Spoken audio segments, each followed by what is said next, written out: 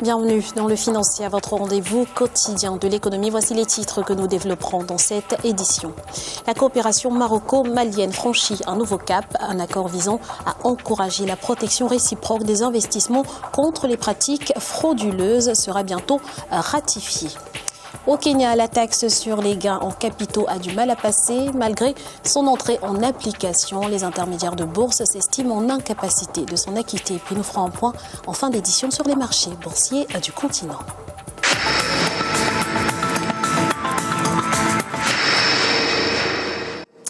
Une loi pour protéger les investissements marocains au Mali. Le gouvernement d'Ibrahim Boubacar Keïta se prépare à solliciter du Parlement la ratification d'un projet de loi en ce sens. Il faut dire que ces derniers devraient être en augmentation dans le pays et s'étendre à de nouveaux secteurs comme la recherche pétrolière et minière, un sujet de la rédaction. La coopération entre le Mali et le Maroc se porte bien. Mieux, elle se renforce et se diversifie.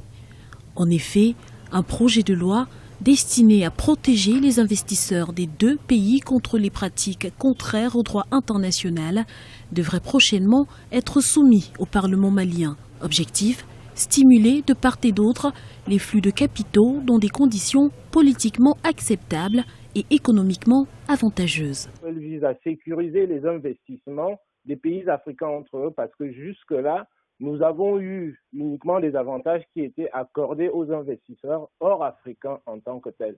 Et là, le fait que cette protection-là soit couchée dans la loi fondamentale qui est votée, au Parlement, par une loi votée au Parlement, est un avantage dans la mesure où on sait que les investissements marocains sont très très importants pour le Mali. Ce sont deux pays qui sont frontaliers. À ce jour, le Maroc est leader dans le domaine bancaire. À noter par ailleurs qu'un autre projet de loi a été adopté par le gouvernement malien le 24 décembre dernier.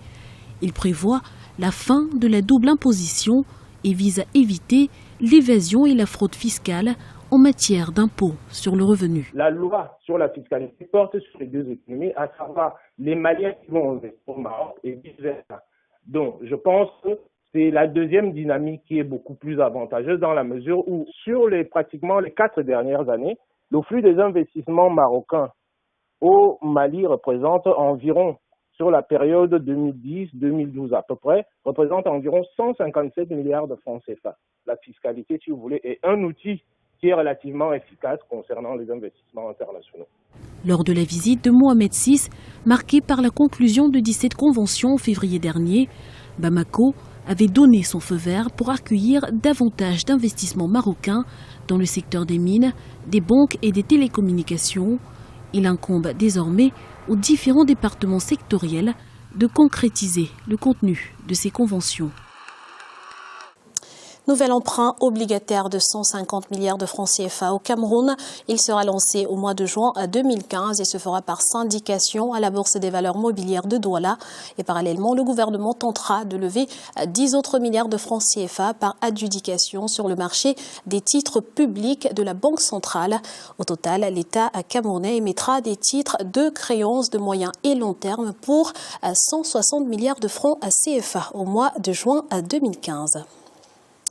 Confusion sur le marché financier kényan au lendemain de l'application de la taxe sur les gains en capitaux. Si pour l'heure les opérations se déroulent sans difficulté majeure, les intermédiaires de bourse manifestent leur inquiétude quant à l'issue du processus. Ces derniers estiment avoir besoin de plus de temps pour adapter leur système à la nouvelle législation. Amira Benjabala, Jean-Pierre et Diarandjaï. Les intermédiaires de bourse sur le Nairobi Securities Exchange inquiets quant à l'entrée en application et l'exigibilité de la taxe sur les gains en capital.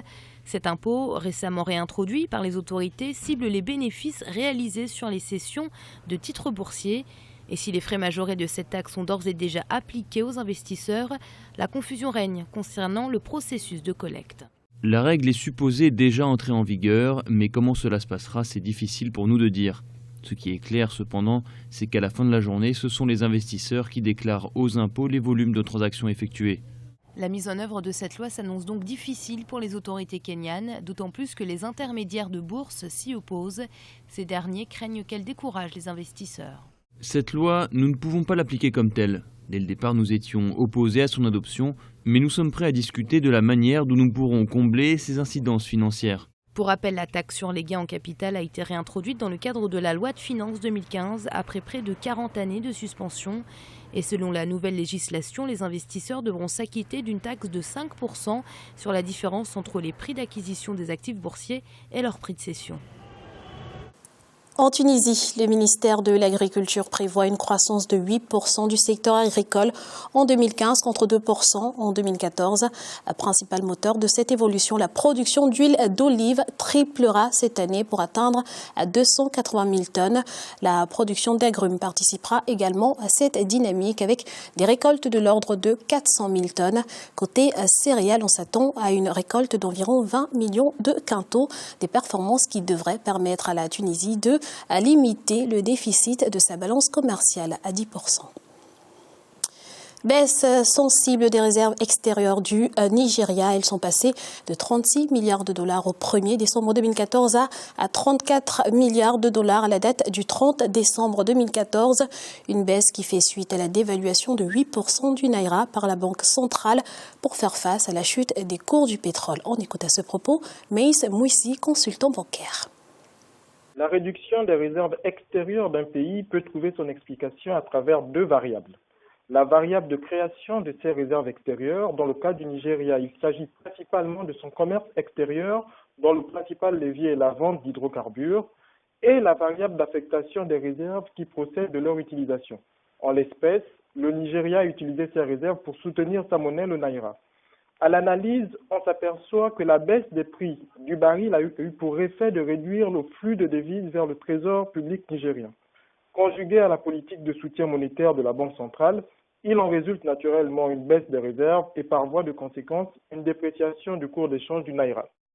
Il est à présent l'heure de faire le point sur l'évolution des marchés boursiers africains à la mi-journée. En Afrique australe et dans l'océan Indien, l'indice sud-africain perdait 2,02%. La bourse de Nairobi enregistrait une hausse de 0,21% et les marchés boursiers de l'île Maurice diminuaient de 0,17%. Du côté de l'Afrique centrale et de l'Ouest, l'indice nigérian était en baisse de 2,06%. La BRVM d'Abidjan perdait 2,76% et la bourse du Ghana augmentait de 0,15%. Et enfin, bonne performance en Afrique du Nord. L'indice tunisien gagnait 0,4%. Celui de l'Égypte enregistrait une hausse de 0,77% et la bourse marocaine augmentait de 0,3%. C'est la fin de ce Financia. Nous vous remercions pour votre fidélité. On se retrouve très vite pour un nouveau rendez-vous de l'économie sur Africa 24.